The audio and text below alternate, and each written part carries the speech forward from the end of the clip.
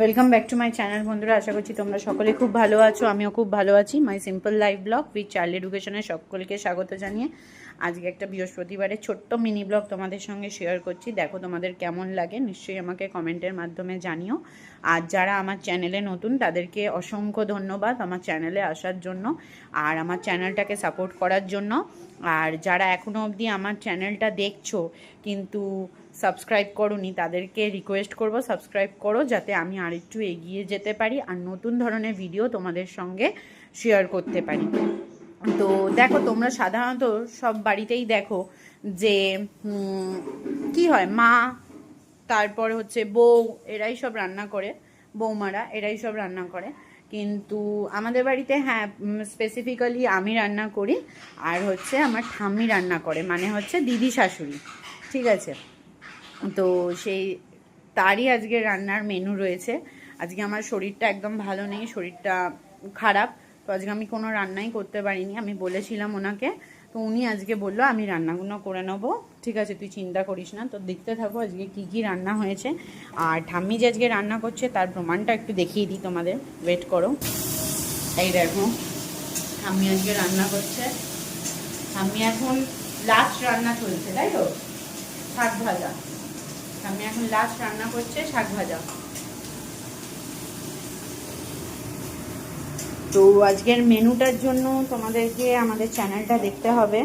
আর ঠাকুমা দেখাচ্ছে কি কি হয়েছে। এই যে মাছের মাথা দিয়ে আলু দিয়ে তরকারি,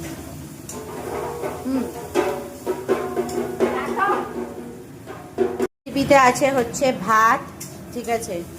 এখানে চলছে হচ্ছে শাক ভাজার রেসিপি, ঠিক আছে, শাক, ঠিক আছে। আর একটা সঙ্গে শাক হয়ে রয়েছে, আর একটা সঙ্গে শাক হয়ে রয়েছে, সেটার সঙ্গে মেশাবে।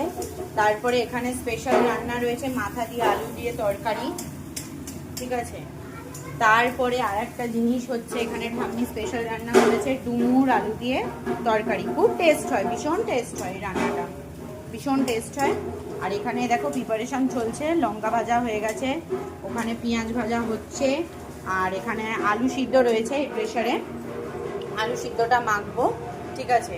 ওটা মাখার পরে হচ্ছে খাওয়া হবে। আর সঙ্গে আমাদের রয়েছে হচ্ছে এই যে টকের ডাল। কার কার ফেভারিট আমাকে নিশ্চয়ই জানিও, ঠিক আছে। আমার তো ভীষণ ভালো লাগে, ঠিক আছে। ঠাম্মি খুব পছন্দ করে।